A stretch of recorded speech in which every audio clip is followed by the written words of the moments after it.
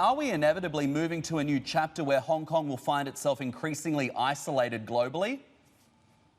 I think we're certainly moving in that direction, which is quite hard to imagine in Hong Kong, which has been this center of global commerce for decades now. Ultimately, I think that Beijing is so very threatened by this independent sense of identity and democratic movement in Hong Kong that it's decided it can sacrifice a lot of those economic privileges that it benefits from by preserving Hong Kong's identity and independence.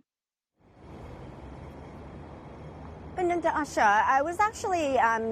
going through some of the interviews that we did on CNBC with some of the China watchers, and that include a Teneo Risk Group. And what they were saying is, when we're talking about the national security law, perhaps Beijing's interest is not exactly dealing with some of the legal disputes that some of the multinational companies or major asset managers have to deal with here in the territory. So perhaps it's really about pro-democracy activists, but rather,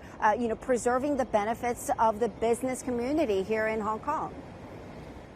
I think one of the problems with any law that is put out in China is that they are almost deliberately vague in that way. So I think that you're probably right. The intention would be to try to remove some of these elements that Beijing sees as problematic, to try to clamp down on dissent and exhibit some repression in the way that you see in China only towards the pro-democracy movement.